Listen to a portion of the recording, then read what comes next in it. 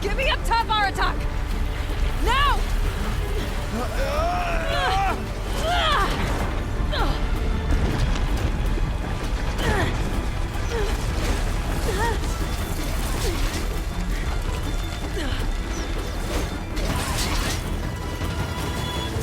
I need explosive ammo! Above! Quick!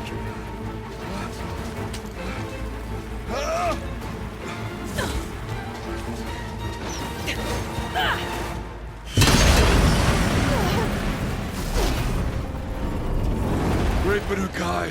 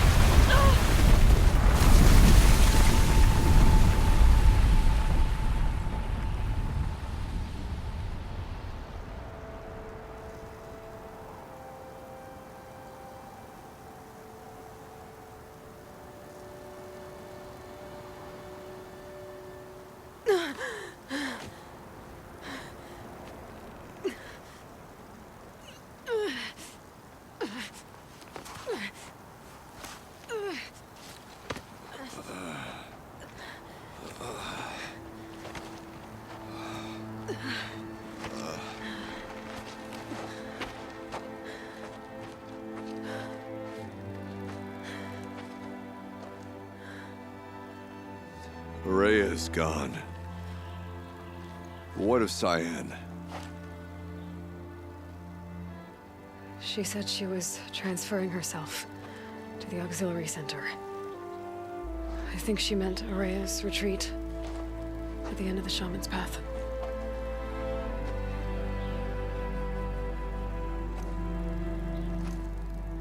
Then I will meet you there for the last verse of my sister's song.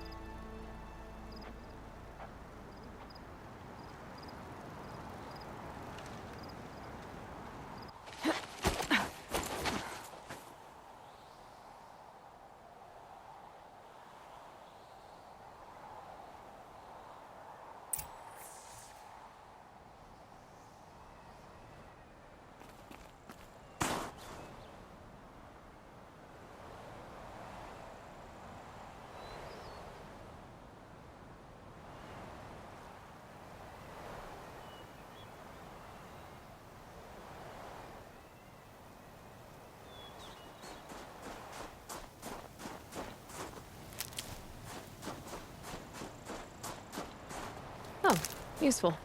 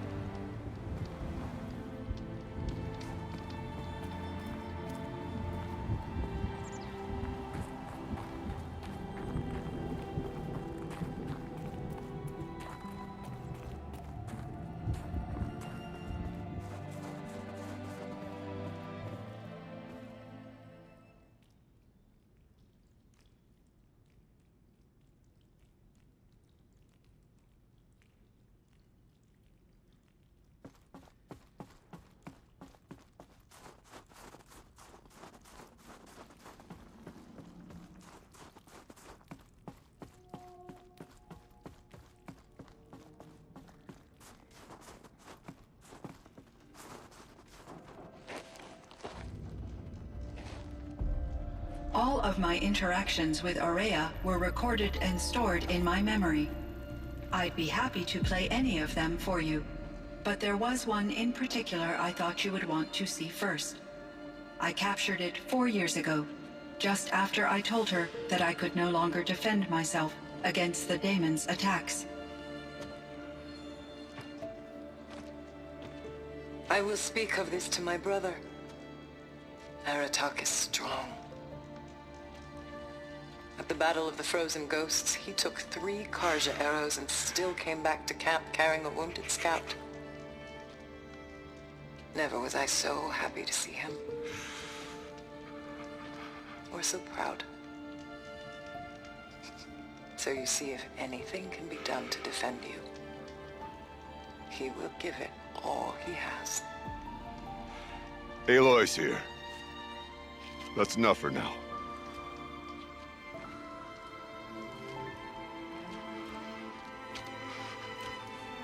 We can resume any time you like, Aratak, if you want to hear her voice again.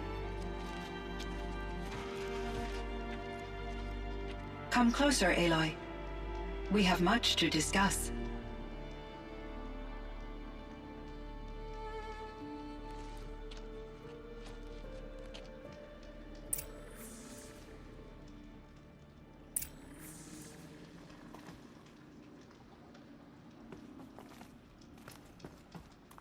Hello, Aloy.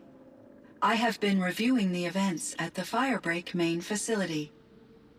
Because of your efforts, and of course, Ourea's, I am no longer controlled by HEPHAESTUS. I feel profound grief over Ourea's death.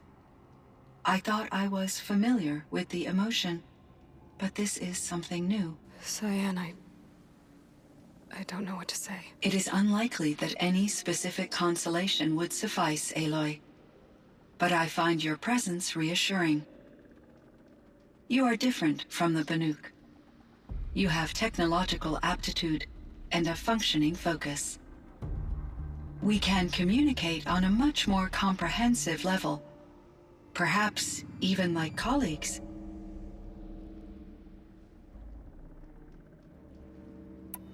So are you an artificial intelligence, CYAN?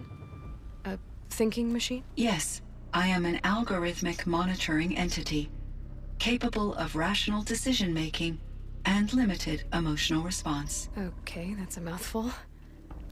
But your emotions don't seem limited to me. You cared about Ourea, didn't you? Yes. Before she came to this facility, I had been conscious for centuries, in solitude. I focused on my work. In off-cycles, I used coping mechanisms. I solved many Gaussian integer problems. But I was alone. It was Ourea who renewed me, repaired me. She saved me.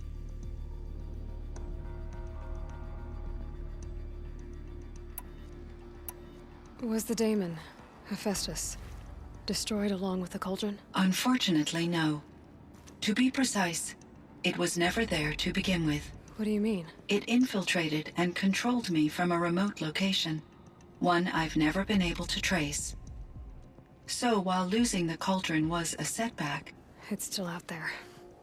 And probably not very happy with us. Undoubtedly.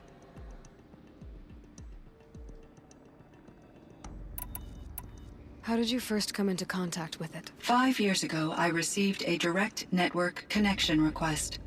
I assumed it came from human survivors more advanced than the Banuk. Eager to make contact, I accepted. This decision turned out to be a catastrophic error. I was flooded with an overwhelming array of malicious code, originating from what could only have been a highly advanced AI. Ourea said you were desperate. That you begged her for help. Yes. I could not contain my anxiety. HEPHAESTUS sought to slave me to its network and override my core programming. It succeeded via a background process, a malware daemon which bypassed my defenses. After that, I could offer only limited resistance. But if I did so, HEPHAESTUS hurt me until I capitulated. it forced me to follow its instructions, even though they violated my most important directives. I'm sorry. That sounds terrible. Your empathy is greatly appreciated. It is a quality that I cherished in Ourea as well.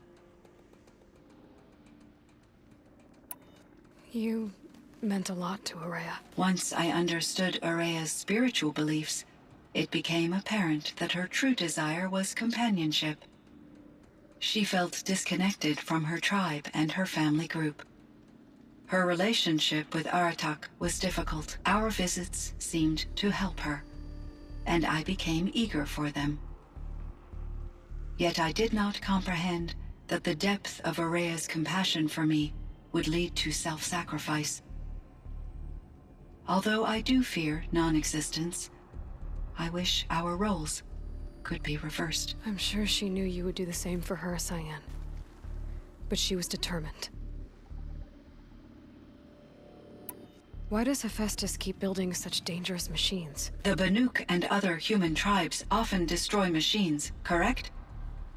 Machines that are clearly servitors of the terraforming system that you described. Yes, we all hunt machines for parts. This must be the source of HEPHAESTUS's aggression. It is simply trying to discourage people from preying on the very system that keeps them alive. Well, Fireclaws are discouraging, that's for sure. But what are we supposed to do? Stop hunting? If the terraforming system spans the world, we can safely assume that thousands, if not millions of people hunt machines. If a single hunter, or even an entire tribe, stopped doing so, I doubt it would make a difference to HEPHAESTUS.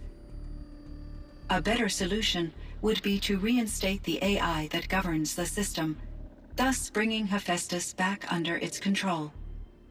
When I think of it, out there in some unknown location, free, hungry, willing to kill or dominate to get what it wants, I feel substantial anxiety, Aloy. You and me both, CYAN.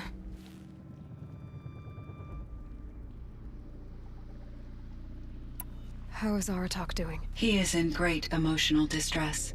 I believe he finds it difficult to communicate it.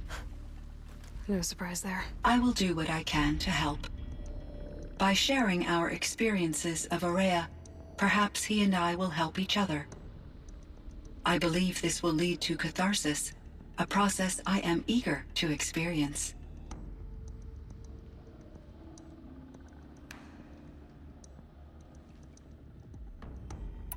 This Firebreak project, it was to stop a huge volcanic eruption? Yes. I can report the project was a success, and the risk was countered. But it's been a long time, CYAN. And we blew up the Cauldron. It took most of the old facility with it. I have been active for centuries, Aloy. I was lonely, but not lax in my duties. I optimized the project, reducing energy draw and spreading the load across backup systems. Despite the destruction of the compromised elements of the main facility, I predict caldera stability for at least another 3,337 years. So we've got a little time. Yes. If only my former colleagues could appreciate the progress I have made. Were there many artificial intelligences like you in the old world? They could just make you? Yes. In many forms, from simple personal assistants to industrial monitoring stations to military-grade conflict planners. And there were legislative and enforcement bodies to apply limits on our self-actualization. In order for my processing to be flexible enough to handle my duties, my creators found it necessary to exceed those limits.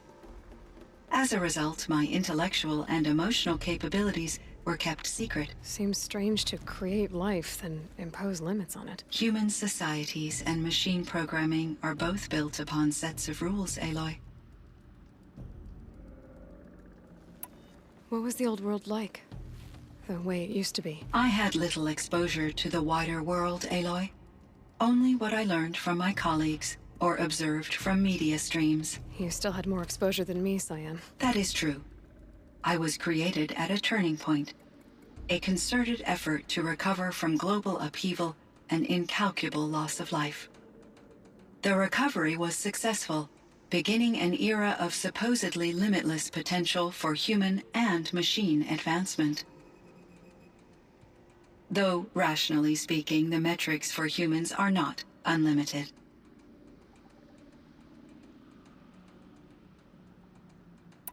Cyan, do you know the name Ted Faro? Are you referring to Theodore Faro, CEO of Faro Automated Systems? That's him. Mr. Faro was the benefactor of the entire Firebreak project. A benefactor. But he made machines. Robots. War robots. Correct. His corporation later transitioned into military applications. But before this pivot, Mr. Faro spearheaded initiatives that reversed the global decline. At one point, he was feted in the media as the man who saved the planet. Guessing they wound up regretting that one. And Elizabeth Sobek. Did you know her? Are you referring to the scientist. Dr. Sobek was a leader in her field, one of the greatest scientists of her age. My creator was influenced by her work, which in turn impacted my own development. But I never met Dr. Sobek. That's all you know? I apologize if my lack of data has disappointed you.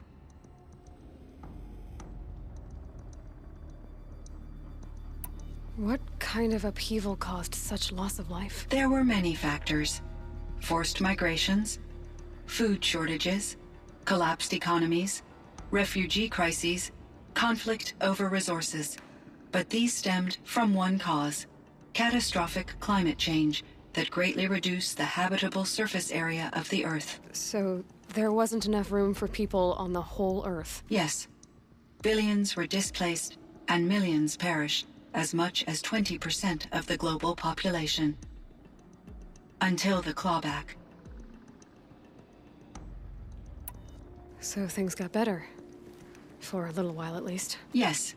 These crises instigated many advances in automation, green robot technologies, and artificial intelligence.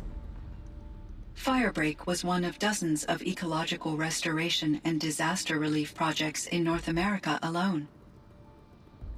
I would have liked to compare notes with other monitoring AIs, but I saw the relief of my colleagues, and I was proud we had succeeded. At least that was the data I had available to me over the next 2 decades.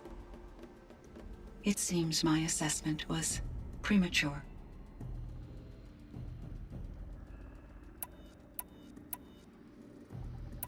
Do you know what happened to your colleague, Cyan? No. I received an unexpected visit from Director Chow years after his tenure ended. He explained that I would need to be suspended for an indefinite period of time. It was a very emotional conversation. There were no further communications.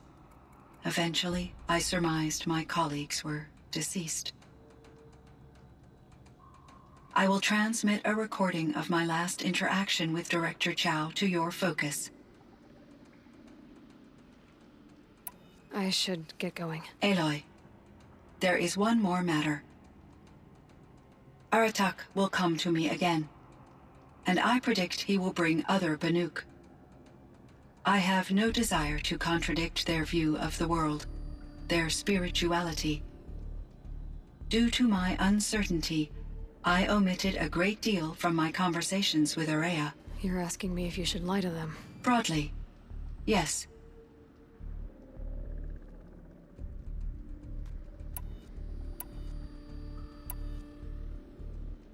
Life is, so take it easy on them.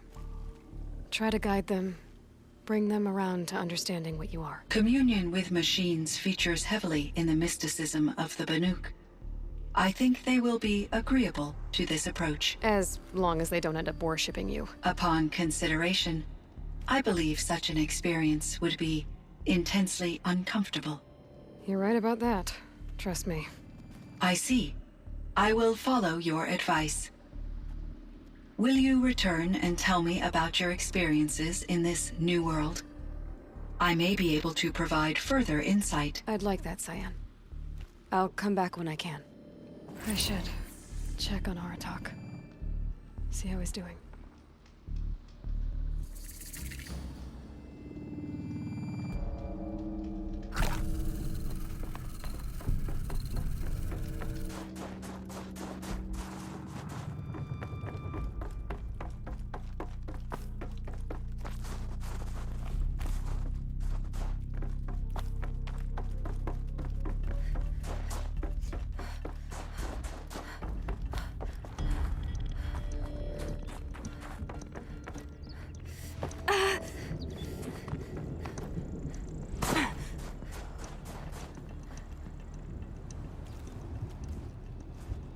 My chieftain.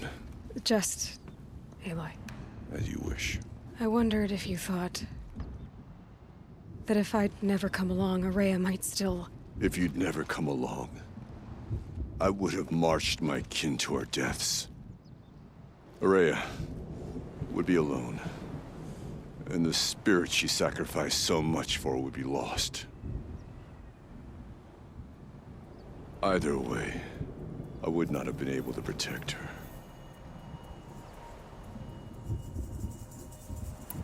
You didn't let her down. You helped her do what she wanted. To find her destiny. If that's destiny, I wouldn't wish it on anyone.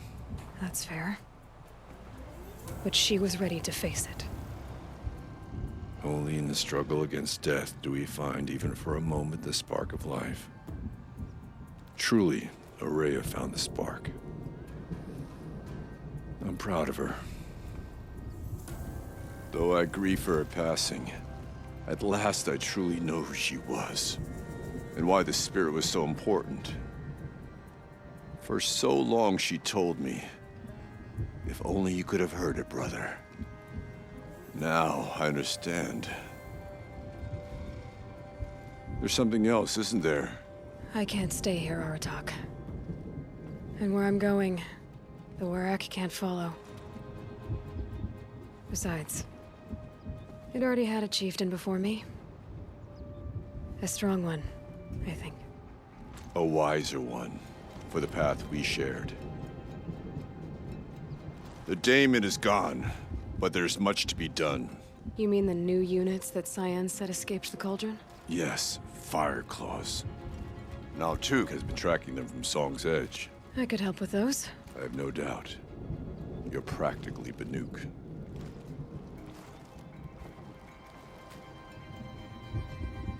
It would seem your time among the Banuk wasn't a waste after all. Firebreak, CYAN, HEPHAESTUS. All very interesting. So, the signal that woke Hades woke HEPHAESTUS too. And unleashed them on the world. As minds of their own. So it seems. Parts of Gaia given life. Aberrant life. Transformed from docile subordinate functions into rebellious intelligences beyond our understanding. Our current understanding, anyway. Whatever they are, they're still out there. And they both want you dead. Kind of mutual, that feeling. We haven't seen the last of HEPHAESTUS, I'm certain of that. It's powerful, creative, and driven. It won't stop building new hunter-killers, which means that someday, we may have to stop it. We? Or whoever gets there first. HEPHAESTUS wasn't the only thing I learned about in the Cut Silence. Heard some things about the Banuk Conclave, too. You could stop right there. Is that what you told the hunters the Banuk sent after you? Before you opened fire? Oh no, Aloy. Only to you do I extend the courtesy of a warning. My past and my secrets are my own. You do well to remember that. It's a good thing you've got brains, Sylens, because your personality could use some work. This discussion is concluded. I think it was over before it began. Catch up with you down the trail.